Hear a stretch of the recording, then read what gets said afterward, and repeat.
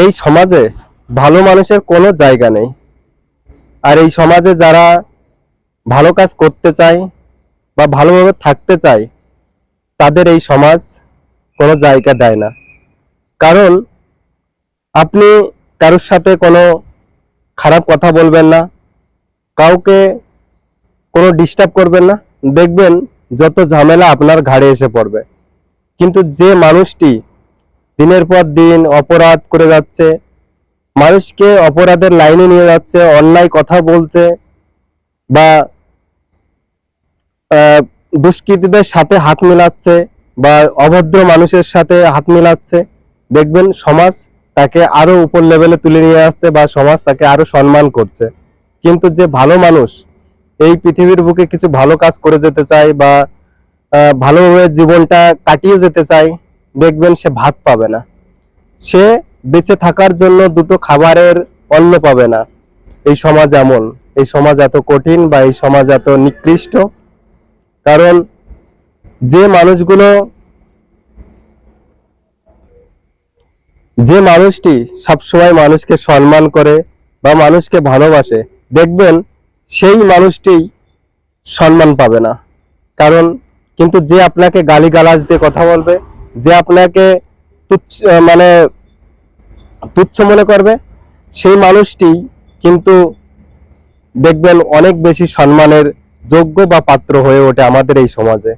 সমাজটা এত অধঃপতনের দিকে দিন দিন চলে যাচ্ছে, যেই সমাজ হয়তো একদিন শেষ হয়ে যাবে, কিন্তু সেদিন পৃথিবীতে সভ্যতা বলতে আর কিছু থাকবে না। কারণ মানুষের ব্যবহার এতটা নিকৃষ্ট হয়ে যাচ্ছে দিন দিন, বা মানুষের আচার চালচরণ বা এই সমাজের প্রতি যে একটা দায়বদ্ধতা, সেই দায়বদ্ধতা এত মানুষ এত খারাপ পর্যায়ে নিয়ে যাচ্ছে যে সেই জিনিসটা একদিন ধ্বংসের মুখে চলে যাচ্ছে। কারণ আমি দেখতে পেয়েছি অনেক রাস্তাঘাটে, আজকের থেকে চলছি না, প্রায় 7-8 বছর হয়ে গেল এই বাইরে বাইরে কাটাচ্ছি বাড়ি থেকে। আমি দেখতে পেয়েছি যে যে মানুষগুলো সবসময় অপরাধ জগতের সাথে জড়িত, অপরাধ কাজ করে বেড়ায়, বা যে মানুষগুলো সবসময় একটা মস্তান মস্তান ভাব বা মানুষকে কোনো সময় তোয়াক্কা করে না বা এই সমাজকে তোয়াক্কা করে না, সেই মানুষটি এত সুখে সন্ধে জীবন কাটাচ্ছে যে সেটা ভাবার বাইরে। কিন্তু যে ব্যক্তি দুটো খাবারের জন্য মানুষের কাছে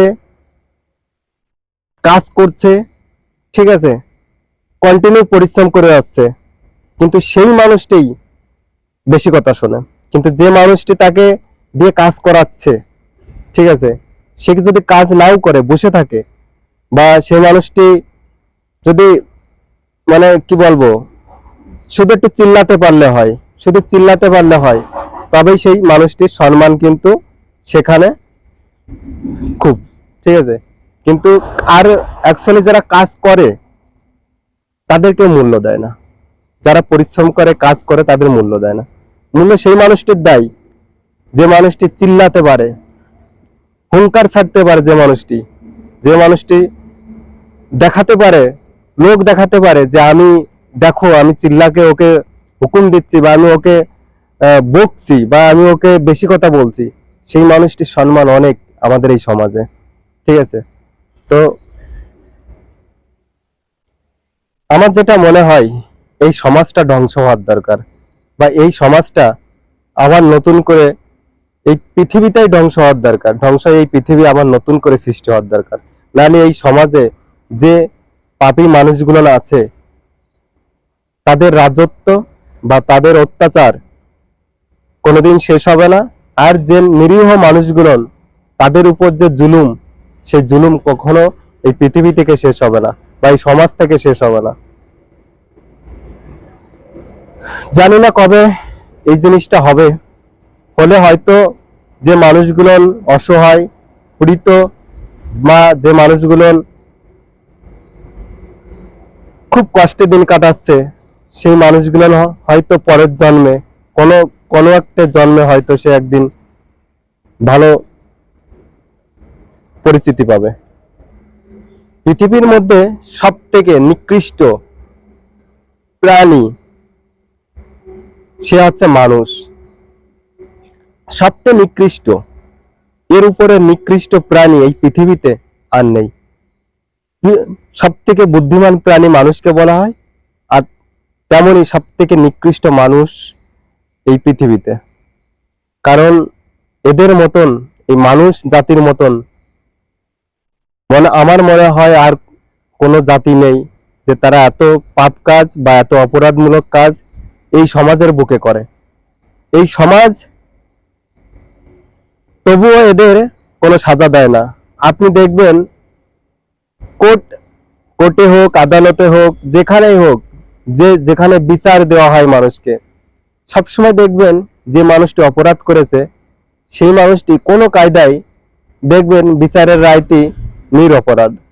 কেন জানেন?